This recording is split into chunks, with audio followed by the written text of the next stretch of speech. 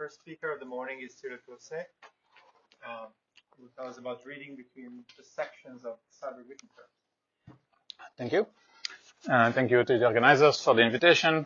It's always a pleasure to make a fool of myself in the early morning.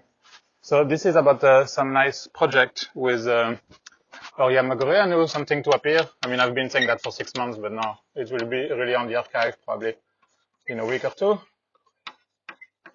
or 3. And this is about something very elementary. Certainly most of my talk will be about 4-dimensional n equal to supersymmetric field theories of rank 1, right? So let me start with an introduction, and you stop me if it's too boring, and I'll move up. Intro. Okay, so the context, as I said, is a 4D n equal to Q of t, supersymmetric Q of t. And I will just focus on essentially on pure SU2 gauge theory in this talk. The first 2/3 of the talk certainly will be just 4D, and then we'll just uplift to 5D gauge theories. Well, SEFTs. So what do we have there? We have asymptotic freedom, right? So negative beta function. So everything is nice. There is this beta function coefficient, beta 0. It's positive for negative beta function in supersymmetric convention, B0 equals 4. And then there is an RG flow to the IR, and the strong coupling kicks in at lambda QCD, SQCD, which in this case is something like e to the 2 pi I tau divided by B0 equals 4. Okay? And this theory has a moduli space of vacua, and the only moduli space of vacua in this theory are just is just a Coulomb range. So let me write it like this: B as a Coulomb range, and we would like to understand the dynamics of the Coulomb range, right? That's the famous problem solved by Seiberg-Witten in 94, right? Some of you were not born. I was 11 and not reading the archive yet. So what did they do? Well, we have this Coulomb range is parameterized by some order parameter U, which is the trace of the adjunct scalar in the SU2 gauge theory in the UV. So it's a complex parameter. Now, semi-classically, so at large U, we would have, so large distance from the Coulomb range, semi-classical analysis is valid. And there, well, what happens is that phi, you can diagonalize it. And then in that case, you would just have A squared, where A is like just the VEF of the UV fields. And then the fluctuation around that are like low energy photons. So this is the X mechanism. The semi-classical X mechanism, but then nothing guarantees that, you know, if you pick A to be now a low energy photon, so here there will be always by definition of the Coulomb range, there is at low energy a U1. So this U1 is arise here semi-classically by the X mechanism, but in the interior of the Coulomb range, it's strong coupling, and you need to figure out other ways to compute what is its dynamics. So one clue to solve this problem was electromagnetic duality, which happens on general ground just because you have a U1. So a U1 in 4 dimensions is just governed by Maxwell theory. And then you have, so A will be the scalar of my photon. By photon, I mean there is a full U1 vector multiplet, and so there is a complex scalar for the U1. Electromagnetic duality exchange the vector multiplets in its dual, its magnetic dual, and then it will exchange also the charges. So just to set notation, in general, charge under the photon, I might have dions.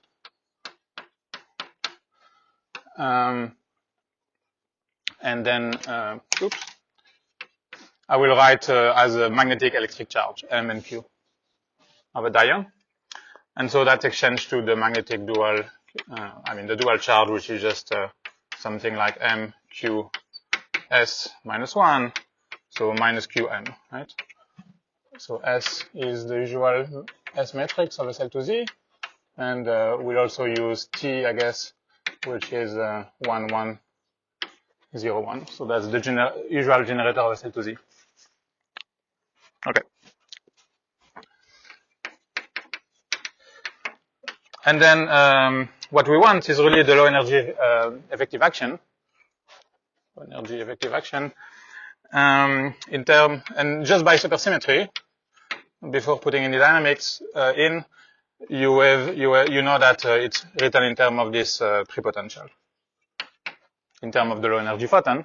But the point is that because of electromagnetic duality, there is an ambiguity wherever you are in the Coulomb branch, whether you're using the electric or magnetic dual or any SL2Z orbits of the photon. Well, in terms of the prepotential, the electromagnetic duality is in fact some sort of Legendre transform, and yeah, the dual photon, if you have the full prepotential, can be extracted. So that's like the generalization to this supersymmetric theory of Maxwell duality, really. So the dual photon is given in terms of the first derivative of the prepotential, and then in terms of knowing the low energy effective couplings, really what you need to know is the effective the low energy gauge coupling tau, not to be confused with the one in the UV, so let me call that 0 here. The effective gauge coupling tau, which is just the second derivative of the prepotential with respect to A, which is then A dual dA. Okay, so that's it for the review of Seiberg-Witten theory. Any questions on this? And then let me draw a picture. So that's the problem you want to solve. So I should say, it was solved. So what Seiberg-Witten noticed, I suppose, is that, okay, there is SL2Z.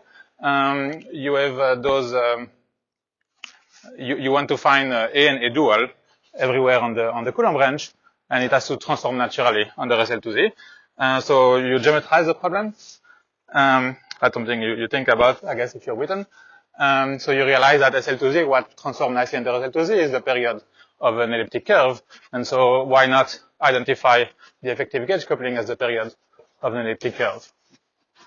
So you would have indeed my Coulomb branch B, so the U plane, and we introduce this auxiliary object called the Seiberg-Witten curve. So physicists call that the Seiberg-Witten curve. Mathematicians will call that a one-parameter family of elliptic curves. Right? So this Seiberg-Witten curve, a one-parameter family of curves. So that's my U plane, and it might.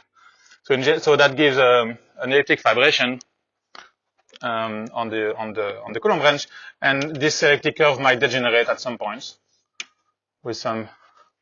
Well, there are various ways it could degenerate with some cusp, for instance, and that will be the so-called Seiberg-Witten singularities.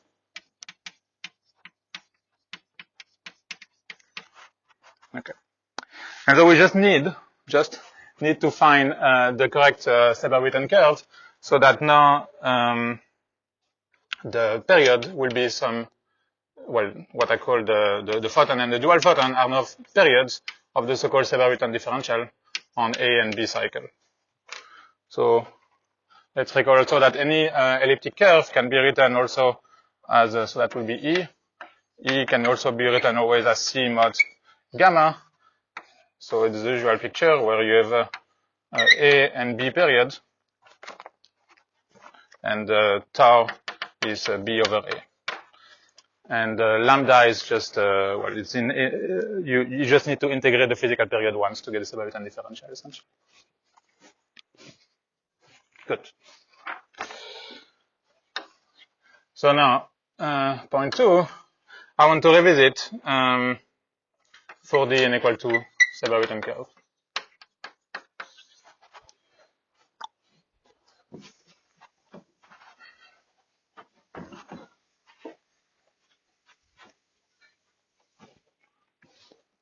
Michele, can you see over there? All right.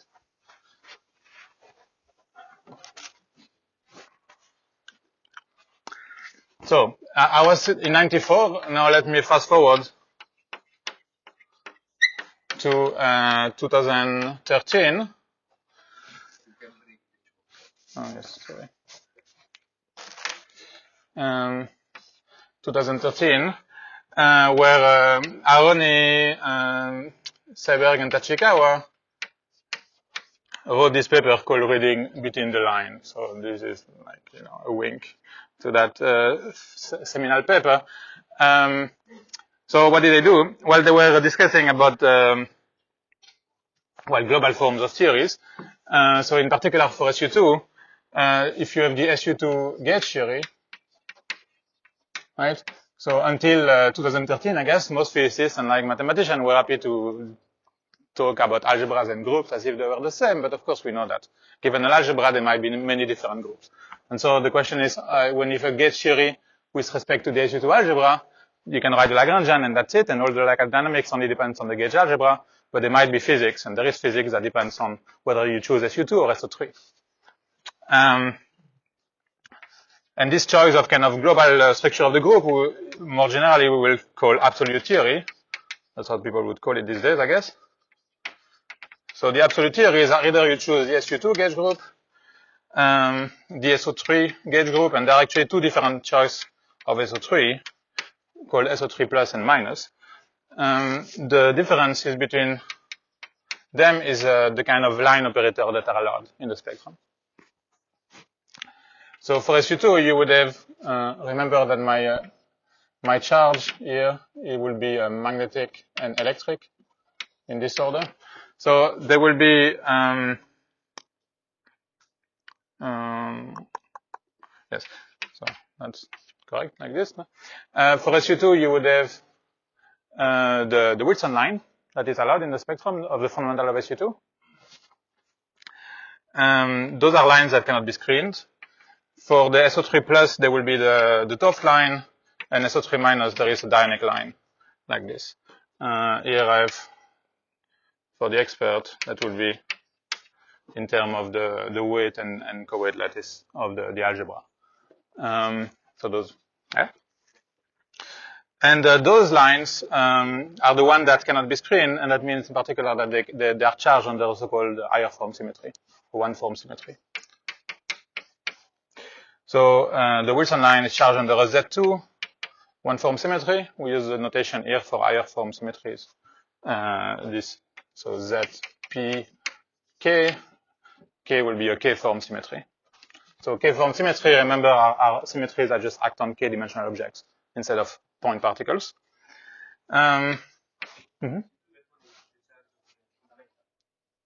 This one? Yes. This is a Wilson line fundamental, yes, absolutely. Yeah. And so because we have only fields in the adjoint of SU2, there is nothing to screen that line. Then there are a bunch of, they're all Z2 one form symmetry, but one is electric.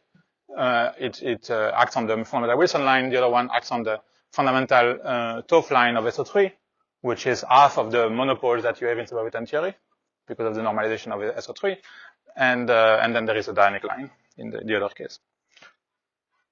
And yeah, so also this is more common for the expert, but you can see more, maybe also in these days you would say that one way to have all these choices is to start with something that I will call SU2 relative. So that will be the relative theory where I didn't choose a global group yet. I just chose the algebra. And then you can see what are all the possible lines in that theory, except that they're not consistent because they're not mutually local. But if you have the group of all lines of the SU2 gauge theory, then they would, all lines modulo weights will be again Z2 times Z2 plus Z2 group, which is the so-called defect groups, all the possible lines before you impose that they are mutually local, and then picking some consistent set of lines correspond to picking some Lagrangian subgroup of Z2 plus Z2, which is those three possibilities. This one, or the diagonal one here.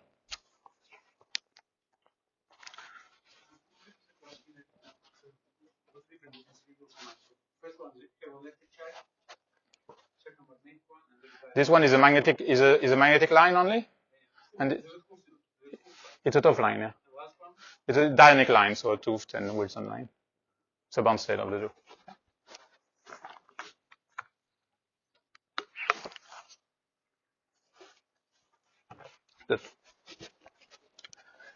Right.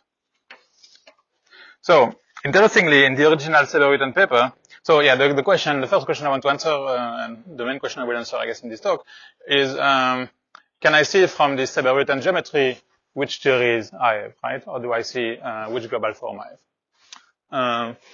Mm-hmm.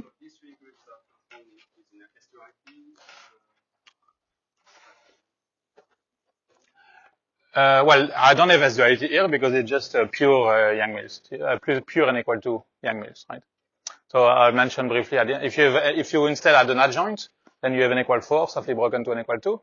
And this has S duality, that would indeed then exchange all of them. But that would be SE2 n equal 4 theory. But for the pure n equal 2 vector multiplet, there is no, those are distinct theories. If I were to compute these Wilson lines, you can, because you're going to talk about model space, but you can think they will depend only on the Casimirs, the corresponding groups. Casimirs are the same as well. The Wilson line are the group characters are more like the group characters, not the Casimir. No, I mean, I think the reason I'm doing coding, I will Yeah. each of those objects with coupling. The coupling could basically, the result will depend on the Casimirs. Well, even at recoupling, I mean, one way to see that, those are the allowed is that it's just that, well, the Wilson line are just the usual Wilson line, so this is fundamental. In SO3, this does not even exist because there is no fundamental of SO3. I mean, there is no two representation of SO3.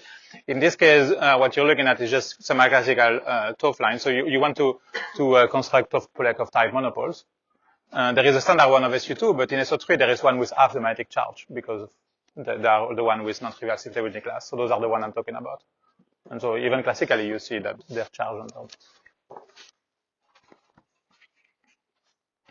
Okay, so in the original Seiberg-Witten papers, because there were two of them in quick succession, right?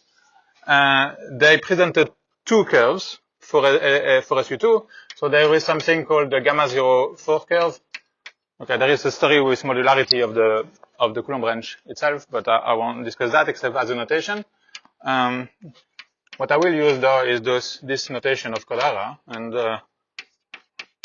I won't explain in detail.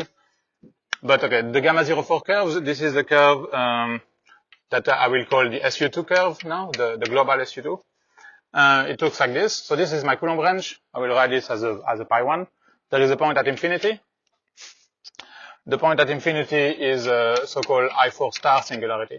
So these symbols are just to tell you what kind of monodromies you have when you go around the singularities. So whenever you have a singularity of an elliptic vibration, you could have monodromy of the curve, and then monodromy, there is an automorphism of the curve, then it induces a monodromy on the cohomology and on the periods. So those are the electromagnetic duality, non-trivial electromagnetic dualities of the low energy photons. But there is also a singularity at infinity, which is just understood semi-classically in terms of, like, in that case, the beta function of, it's just the prepotential as a log term that introduces the monodromy of the periods. And which coefficient? It would be I star because of the structure of the SU2 gauge group, and whether it's 4 or 2 or whatever depends on the coefficient of the beta function and the normalization. And then there are two I1 singularities. So those are the simplest type of curves, the simplest singularity you can have on an elliptic curve. So if I don't specify it, then it's an I1 singularity. And those are where the so-called monopole 1, 0 and dione minus 1, 2 become massless. So those are the dionic charge of the dione that become massless. Okay. And the singularity, let's say, will be at U equal plus and minus lambda QCD on the U plane. Then there is also, let me just write over there. I probably didn't want to write any curves. I mean, this is the curve. Of course, you can write equations for them and so on, but I had written equations there and then someone erased it this morning. So I will quickly write maybe one equation for SU2. Where are we? Yes. So this curve, you can write it, okay, any elliptic curve you can bring in Weierstrass normal form, so it's y squared equal 4x squared, x cubed, thank you, times g2 of u, x minus g3 of u. And so to write my curve, I just need to specify those two functions, g2 and g3 of u, and that gives a one parameter family. So for, in this case, g2 is 4u squared over 3 minus lambda 4. So lambda is just a mass scale, right? You could set it to 1. Just the strong coupling scale. And anyway, the details don't matter. It's just there are explicit formulas, and then we can act on those. So that's the first one. Well, the second one that Seiberg-Witten wrote, there was also something called the gamma 2 curve, which has a singularity structure I star 2i2, by which I mean the following. Now I have I2 star at infinity, and I have two I2 singularities. Okay, that's interesting. What does it look like? Well, what it looks like actually is that you have the same monopole, which order do I put them? 1, 0, and minus 1, 1, like this. The monopole and the diane, but they have this weird square root of 2 normalization of the charge. In fact, whenever you have an IN singularity, the low energy physics is just a U1 plus matter. So that's asymptotically free, IR free theory, sorry, but with a beta function coefficient, which is n. And so it could be, so that would be the sum of the charge square of whatever particles. Okay, so if it's two and there is a single particle, like is the case there is a single monopole that becomes massless. Here that means that the monopole has charge square root of 2.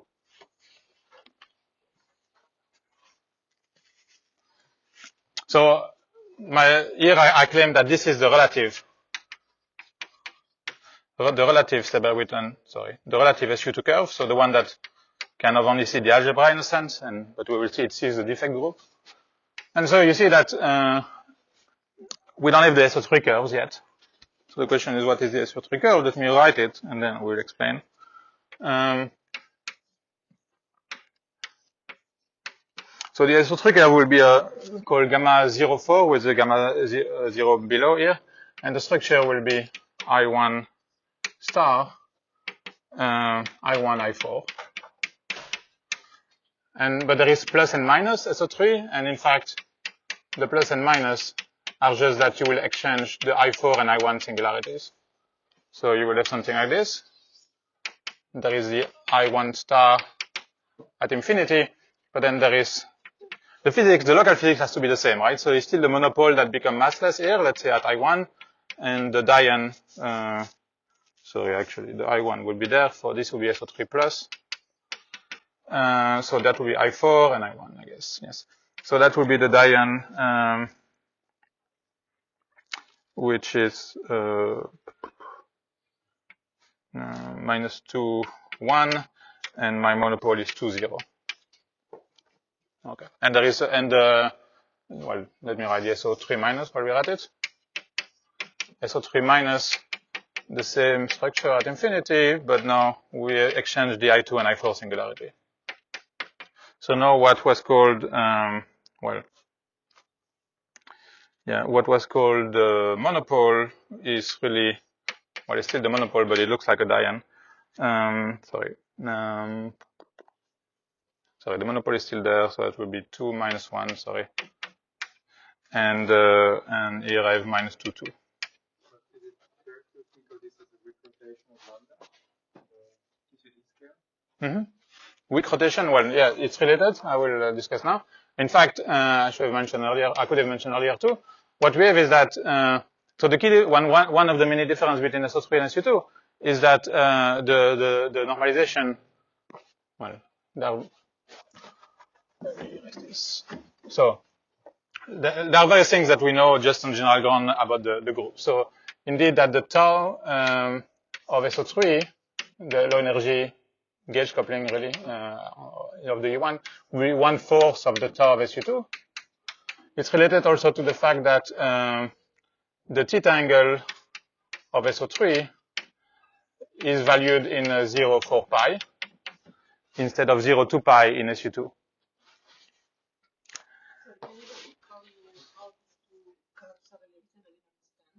Yeah, I will explain that to answer his question, but yeah, I'm explaining now. So the SO3 gauge, the SO3 theory has a larger range of the theta angle, just because there are more bundles you can write for SO3. And then the SO3 minus at theta angle theta, let's say, is the same as the SO3 plus at theta plus 2 pi. So shifting theta by 2 pi, now it's not a symmetry of the theory, unlike in SU2, because of the range, but it exchanges SU3 plus with SU3 minus. Yeah? And so indeed, what it does is shift lambda squared to minus lambda squared. And that will exchange the two.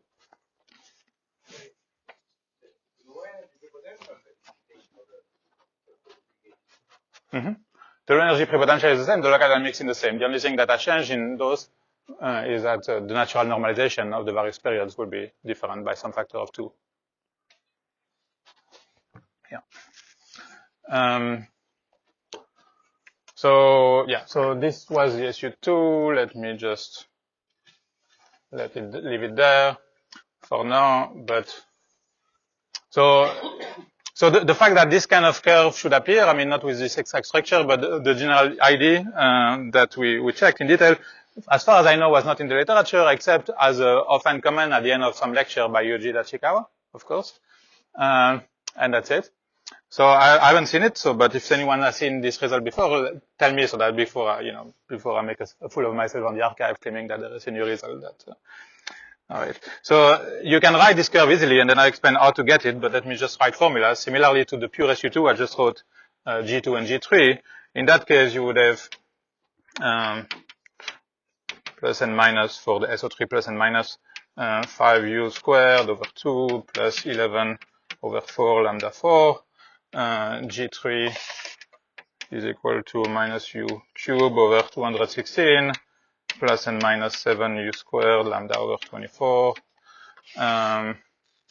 plus 229 u lambda 4 over 24 plus and minus 7 lambda 6 over 8. Right? So I didn't wake up in the morning and wrote this curve by chance. We'll explain how to get this curve from SU2. Do I have colors? No? Right. It's all right.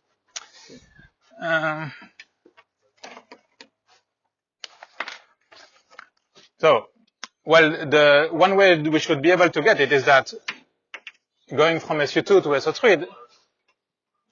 Okay. Thanks. So, thank you.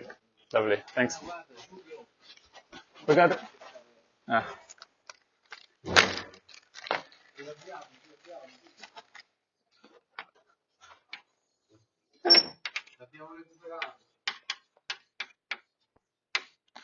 So one way we should be able to do it is, we know that just in the UV theory, going from an SU2 to SO3 theory is precisely gauging the one-form symmetry of one theory. Whenever I gauge the one-form symmetry in 4D, I would get a dual magnetic one-form symmetry, which will be there.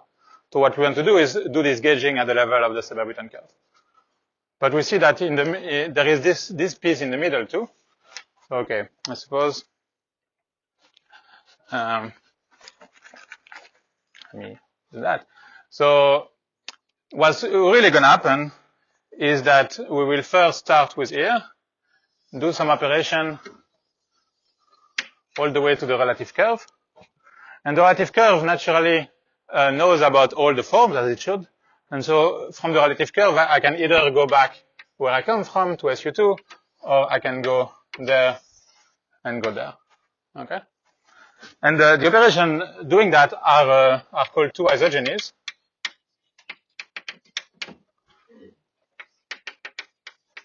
So they are completely natural operation, and there is explicit formula whenever, well, I will explain in a second.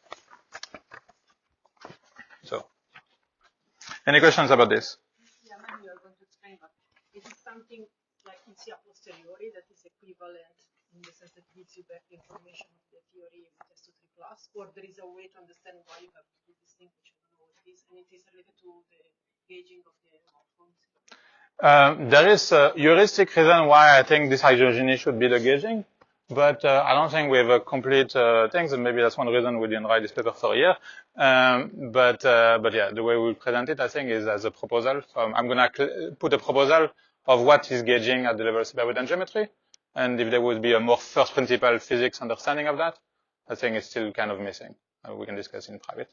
And then I have another naive question. So, of course, the potential is the same that you extract through all these three cards. So, Yeah. what are the observables that you observe? You extract directly from the card that differentiate this one? Can you make an example?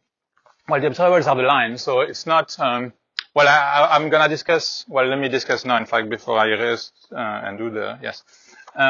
So maybe let me put your question another way. Before I explain how to do the isogenies and so the systematic gauging of one-form symmetries, let me explain why this should be the correct answer for SO3. So there are various ways to go about it. One is simply to look at the normalization of the charges. Sorry, that's the relative curve. So there we said that there was the I4, which is comes from the normalization of the beta function. So that's the SU2 beta function. And then those are the diant and the charge, the diants and the monopoles, but in normalization M and Q. So let me fix that as the SU2 normalization. Then if you go to SO3, you know that there is like the monopole of half charge and so then the natural charges for SO3 plus, let's say, will be precisely no, then I need to not screw that up. Yes, 2M and Q over 2. Okay, so you see that the diants are just related like this. That's it. So that would fix for you the singularities there.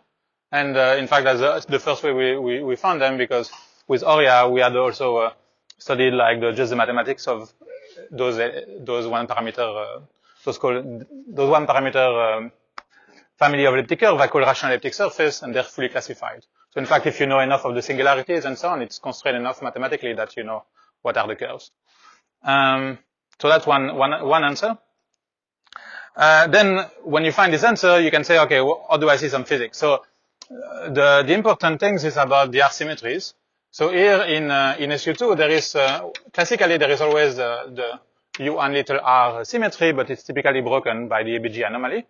So in that case, it's broken to a Z4, which then there is a Z2 that survives on each vacua, and the spontaneously broken Z4 exchanges that. So Z2R. So there is a R symmetry that rotates the two vacua. So the two vacua are physically equivalent. We know that in SO3 instead, let's say in SO3 here, the U1R symmetry, the classical U1R symmetry is broken only to a Z2, which do not act on the Coulomb branch at all. Right? So in that case, the two Seiberg-Witten singularities are not physically equivalent, which you see here. There is different singularity structure. It goes further when to your point about physics. You know, you can do what Seiberg-Witten did. I mean, this is something I'm not inventing. This is essentially already in Between the Lines paper, except that they didn't write the curves for SO3, but they discuss the n=1 story. So you can start from here, and then in the Seiberg-Witten paper, they prove confinement in n=1 Yang-Mills by adding a soft mass, and then only those two vacua survive, and it's confining in each vacua, essentially because the Wilson line confine here in each. Now in the SO3, the question is really about magnetic confinement. I mean, the confinement at offline. But now you have two different vacua, and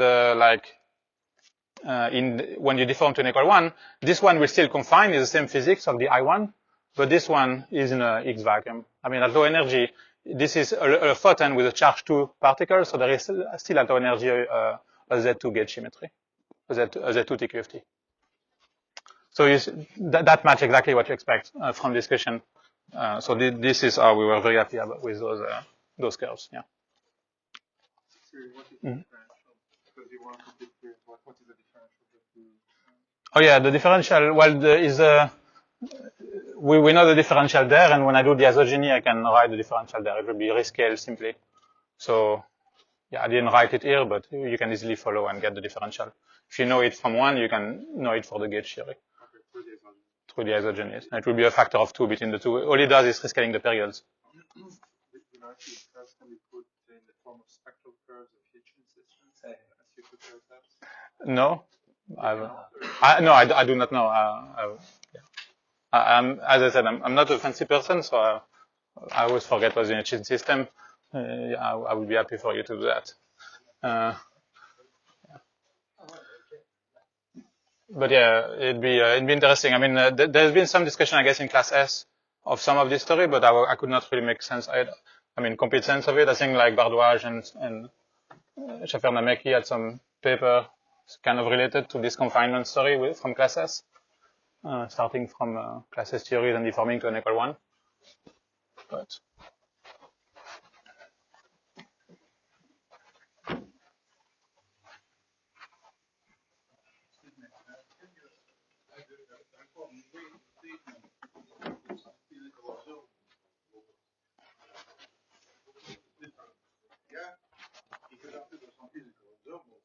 So what these two different cases you discuss are distinguished by?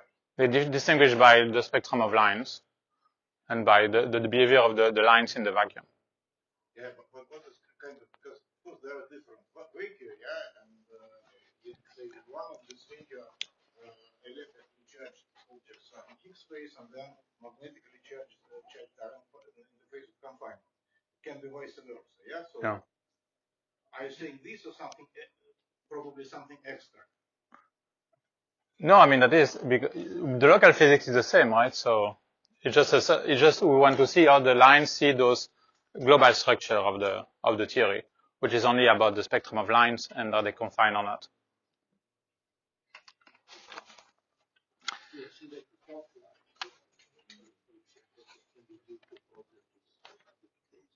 Yeah. I mean, the thing is, the spectrum of lines is different to start with, right, in different theories. So in one theory, you only need Wilson line, and then you ask whether that confined. In the other one, you don't need Wilson line to start with, so you cannot probe electric confinement. But you can look at whether Toph line confines or not. All right. So let me try to put that as a proposal. Proposals. All right. So, and that will explain how I did the isogeny. So the rank 1. So this is all rank 1. So I'm generalizing essentially to all rank 1 theories here. The rank 1 Seiberg-Witten geometry of an absolute theory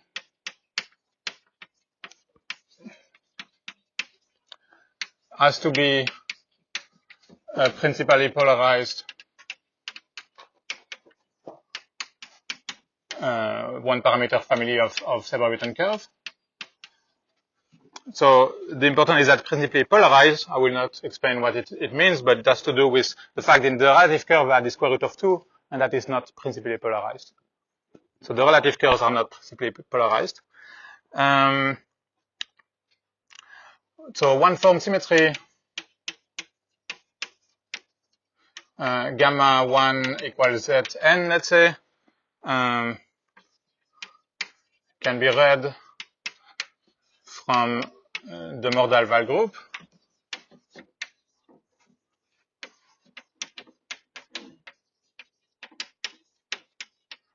of the curve of E. So we'll have something like this. I will be slightly vague here, but essentially you have to look at a particular subgroup of the torsion part of the Mordal-Val group of section. So what is the Mordal-Val group? It's just the fact that here, well, I have a one parameter family of curve. So those are my curve, E, and so on. And then you could find a section of this, a rational section So you put a point on the curve and you wave it everywhere over. So an horizontal section, which would be called P of, so that means that it's X of U, Y of U, where those are rational function of U. So this is a rational section. Famously by the Mordor-Weil theorem, they form an abelian group, finitely generated abelian group, and there is a torsion part, and the torsion part encodes, among other things that we discussed in a previous paper with Oria, they encode the one-form symmetries.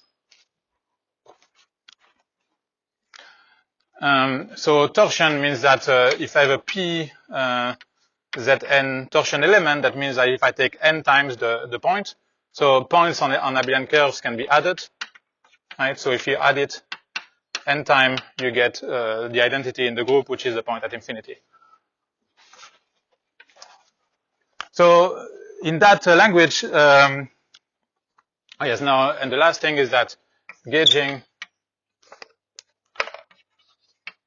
is a pair, I will draw a picture, a pair of Zn, if I have Zn here, Zn isogenies, so gauging the one-form symmetry, is a pair of Zn isogenies along P, Zn. Okay, so let me draw a picture.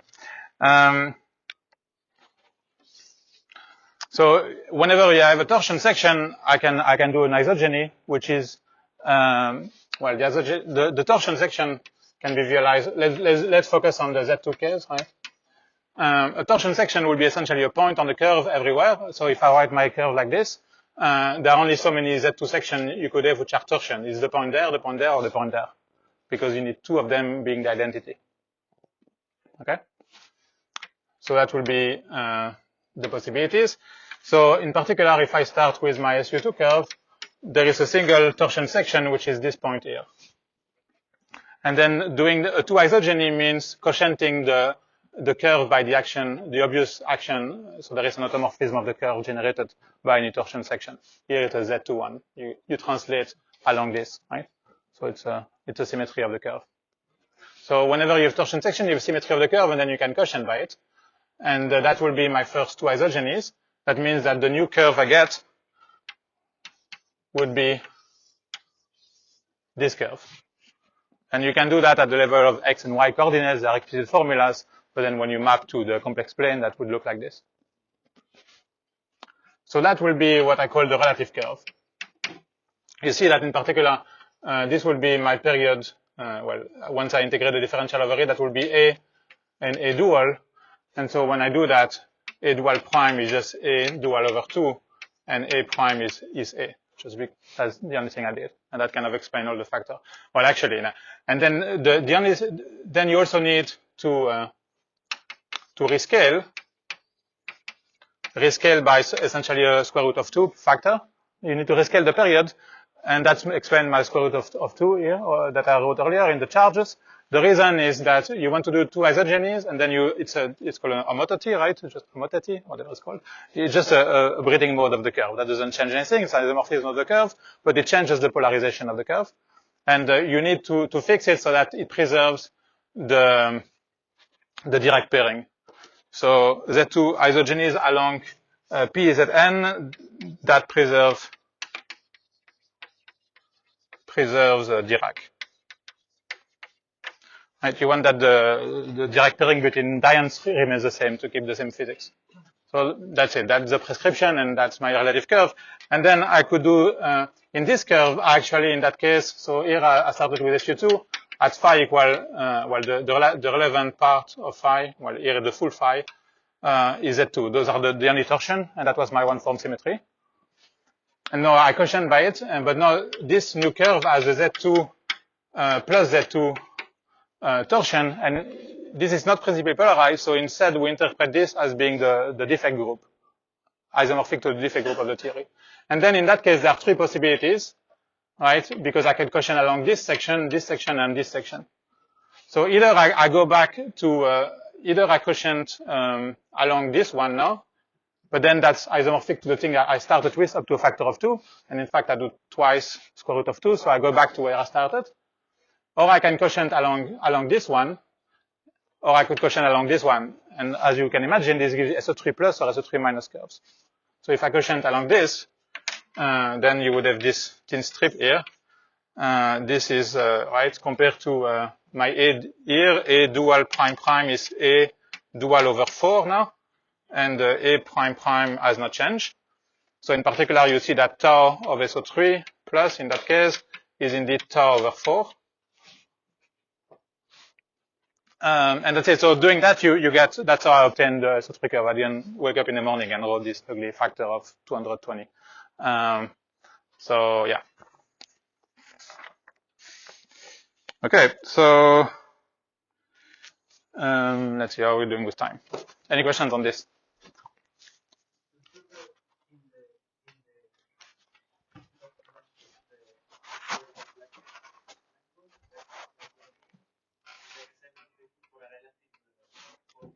This one is the relative theory. Yeah, and the way you can see in all the cases that we looked at, and I think, in every case, that it's relative or absolute, it's just whether it's presently polarized or not. So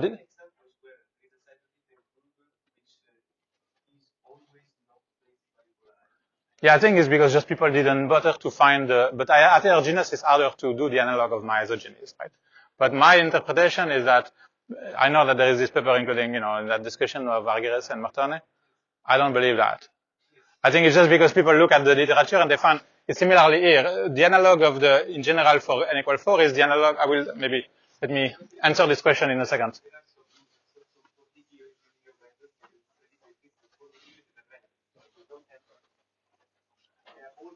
Oh yeah, that'd be interesting, yeah. To check if in that case you only, but yeah, it's about what is known in the literature versus what could exist in a priori. For higher rank theories, it's hard to know, right? In rank 1, we can classify everything, so there is no question that this is the correct answer.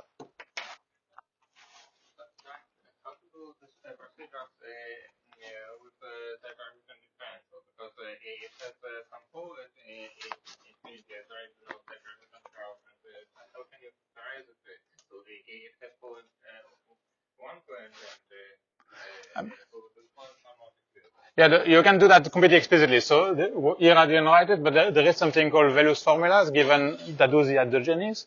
So it gives you x prime, y prime in term of xy. Right? So you start from xy here formula, and you have a new curve in term of. So it's just a change of coordinates. So you do that in the Seiberg-Witten differential. You checked, and in fact, all you find is that in my various cases, I think lambda SO3 will be something like 2 times lambda SU2 as a one form. So there will be just rescaling as you'd expect. So it works out fine. The details will be in the paper. Yeah. Okay. Yeah. So to address Michael's question briefly and to conclude about 4D theories. We can do the same interestingly, for n equal 2 star. So that means you add an adjoint. So that's n equal 4 broken to n equal 2. And there too, there were actually 2 curves in the literature historically, but very interestingly, the first one, and that answers your question, the first one, and for the next 25 years, was only 1 curve for n equal to 4, which is the so-called which curve is it? Anyway, there is a particular modular group, but let me just write the singularity structure. And it will be a 3I2 singularities. But this one is not principally polarized, so by my claim, this is the relative theory. And indeed, if you do now 2 isogeny, and there are 3 2 isogenies you can do, this has again a Z2 times Z2, so again, like the defect group that you would expect for n equal 4. But they all, in that case, because of the obvious symmetry between the 3 singularities, they all give the same absolute theories. And the absolute theory that you would get is, so there is the same I0 at infinity. That didn't change. In my other case, it changed because of the rescaling of charge, but here the beta function coefficient is 0 because it's n equal 4. But the singularity structure in the bulk will now be an I4, an I1, and an I1. So this curve, interestingly, was written by Martonnet and Arguelles, Lolito, Martonnet, and Lou in their works classifying all possible rank 1 SCFTs and their deformation patterns. And they found those two curves that are deformation of the so-called I0 at the origin, which is what will happen when you turn off the mass of the adjoint, and then you get the n=4 SCFT. So they found that there are two different theories. In the first paper, they were not quite sure, why, because this is obviously n=4 from Seiberg-Witten paper. This was a new realization of n=4. But yeah, the explanation is that one is the absolute theory and the other is the relative theory. But here, it's an example where the absolute theory was only discovered after 25 years. So. Okay, or 20 years. Oh yeah, and then of course there are many checks of this. By now, there is S-duality that acts on it. So the actual S-duality orbit for SU2 just rotates. Rotates SU2 to SO3 plus to SO3 minus. So you can go through all of them through the UV S-duality of n=4. And so that's why there is a single absolute curve. And but then if you do S-duality, so this curve is a bit more complicated to write down, but it depends explicitly on the UV parameters on which duality acts. So it's a particular written in terms of theta functions. And then you can do S-duality on these curves and then take various, limits to weak couplings. But one will be SU2, the other would be SO3 and so on. And if you do that, it will just rearrange the three singularities here. But then if you not take the adjoint in that weak coupling description to infinity, then either you would send this one to infinity, in which case you have I1, which is the absolute SU2, or you send this one to infinity, and then you get I4, I1, which was my SO3 curve.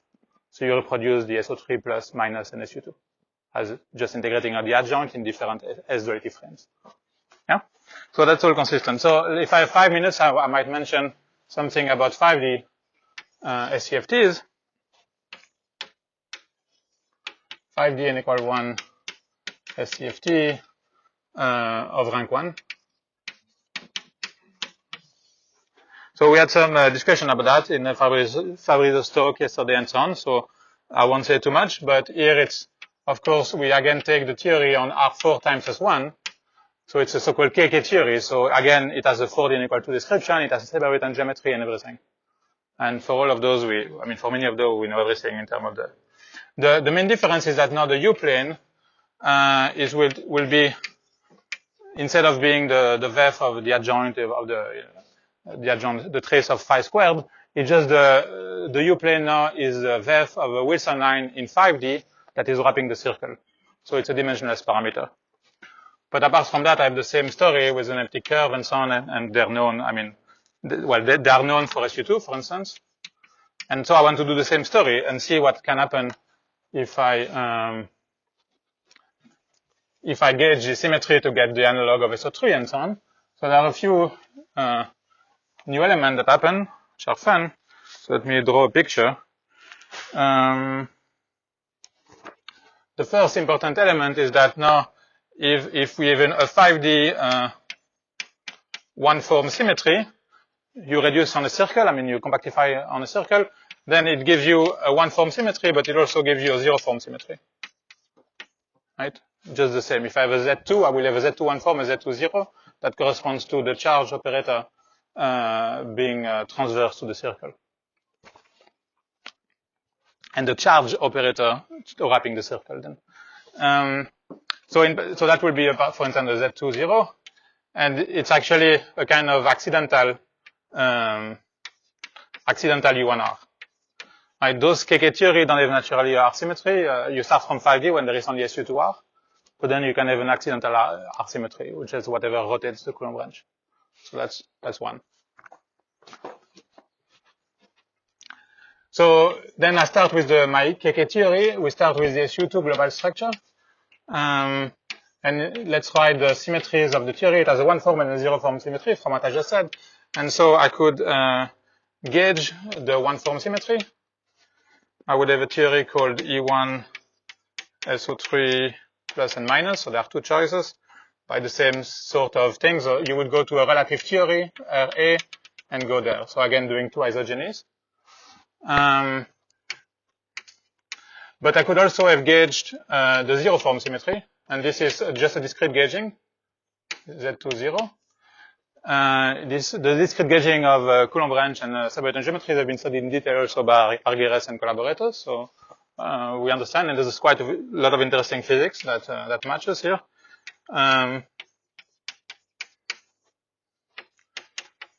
But gauging a zero form symmetry gives you a dual two form symmetry in 4 dimensions. So those are the new symmetries of the theory. And then you can also, this theory still has a zero form symmetry. So you can gauge it. Or this theory on the right still has a one form symmetry here. So you could gauge that. Right? And this diagram has to commute.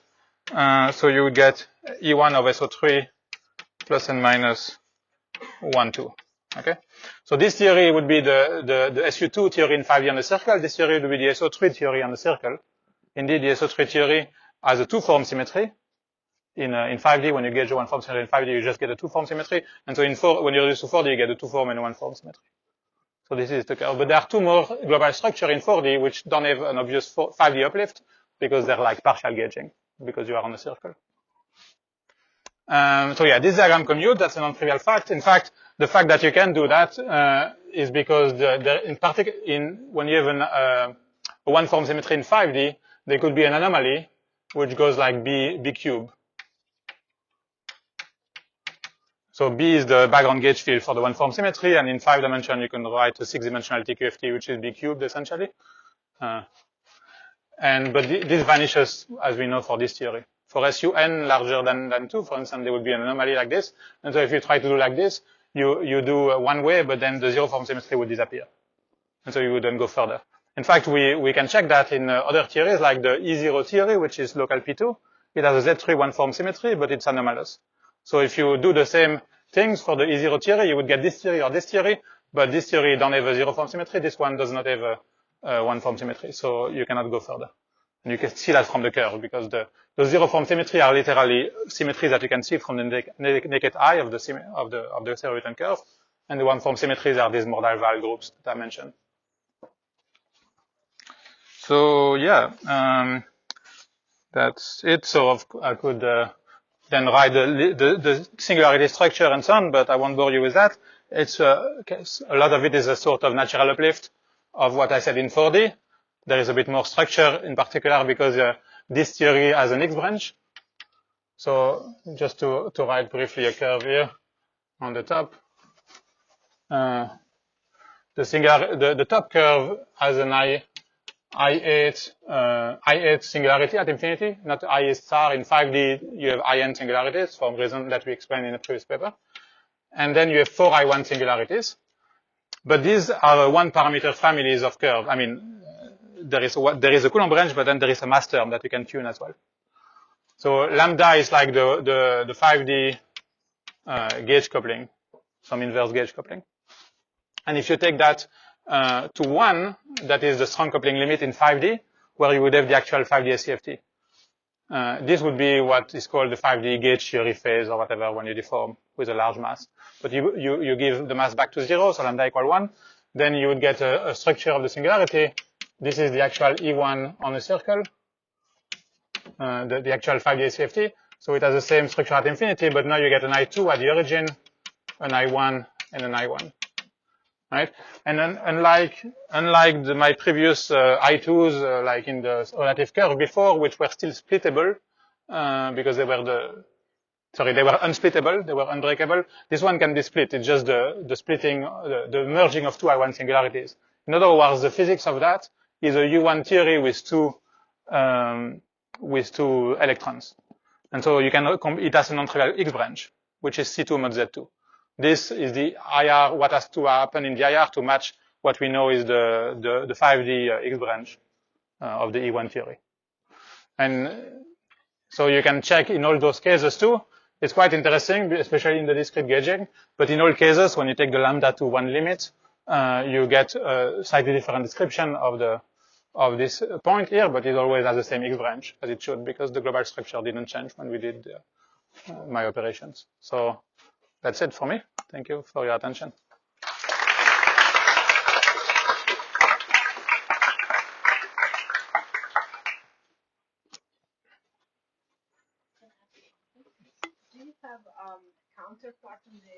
other side for the discussion in 5 dimensions, like toric geometry, like the analog of this operation. Right. You mean in type 2A? Yeah, that's a good point. No, I don't. And in fact, here I want to, there should be a story in string theory about that, but the story as I'm telling it seems a bit slightly at odds with the story that some people have developed in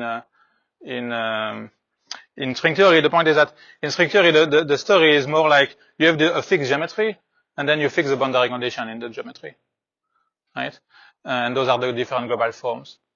While here I'm kind of changing the geometry, but it should be equivalent in some sense, but then you have to embed this particular curve in a Calabi threefold, and different, when you take the slice, which is my elliptic curve, that should correspond to different boundary conditions in string theory. That will be in the mirror, and then whatever the same boundary condition is true also in M theory, or in type 2A. So it is not known what is the toric diagram associated to these three. It's different. Well, I think it's still the same. That's the thing. I think it's still the same singularity. All you're doing in all cases is change the boundary conditions. But it is not known exactly what it is. I don't think it's known. No, the boundary. I mean, not for 5D. There is some claim about this and this, but in the intermediate one, which will be the type 2A boundary condition, I don't think it's been done. No, it will be interesting. Yeah, I think the people did something similar for 4D SCFT. Well, I did, I guess, for 4D SCFT also in type 2B for actual 4D SCFT. But for 5D SCFT, yeah, there is some paper about M theory, including by Michele and so on, but not about the boundary condition in type 2A, right? Yeah. So it's not known how to do this isomorphism thing there. The isogenies. I don't think so. Yeah, I mean, that's an interesting question. Yeah, that would be about, I mean, yeah, I can put your question as a question to the audience. Indeed, I think from what you're saying, our story here predicts that there should be 2 more natural boundary conditions in type 2A compared to M theory. And so, yeah, we should find them. Yeah. What happens with Seiberg-Witten potential? Does it stable based on factors of 2 after this transformation? Is it stable? Scaled. Yes. Yeah, the Seiberg-Witten, I think it's just SO3 equal 2 times the SU2 one as a one form. Yeah. Is it clear what happens in some instance of computations in the mega background? What happens with the instance of partition functions? Oh yeah, it's nothing very deep. It's just that the various counting parameter, right? Your Q equal 2 pi I A. It's just a redefinition of the parameter. This will become A over 2 or 2A or whatever. It's just, yeah. But the coefficients are still the same. Yeah, the coefficients are the same because this is local physics. It shouldn't change. So yeah. Yeah.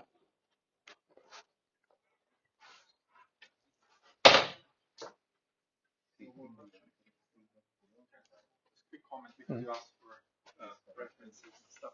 Right. Actually, there's a paper by GMM 2010 where they talk about the isogenes and the different choices of line operators.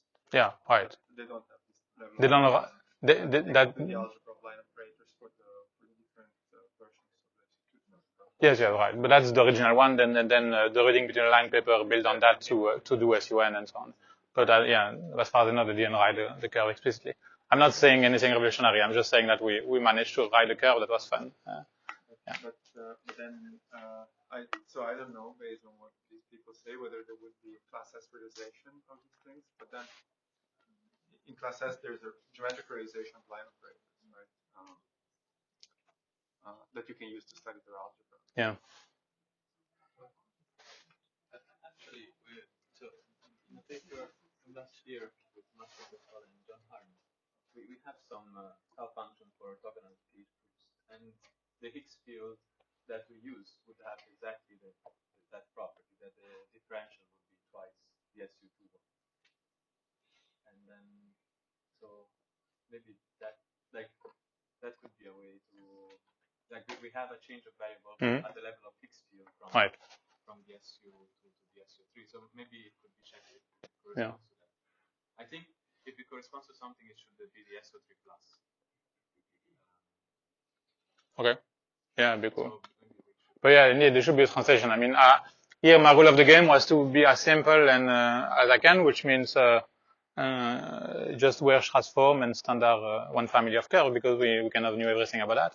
But of course, yeah, that could be translated in various other languages in principle. Yeah. And it should, because I mean, this is really also tied to rank 1, right? The isogenies and so on only make sense. The fact we have torsion section and so on, it's only about elliptic curve. I don't know what is the analog of all of that, higher genus, for higher genus curves. Yes. Yes, indeed. I wanted to ask about the higher rank. Well, we have much fewer tools. The nice things about those rational elliptic surfaces is that we know everything. You know, like there are zillions of ways to obtain all of those curves, essentially because there is a list of 287 curves that are known. That's the only possibility is for Seiberg-Witten geometry at rank 1. And then you want to interpret all of them physically.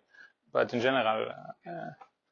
Higher rank probably start directly from the Hitchin system. It's easier because you don't have to map from the SU. Probably, I mean, you can't map from the SU to the SO, but you start from the Hitchin system. You just start from the SO and Hitchin system. Yeah. Yeah. Good. So let's thank Cyril again. Thanks.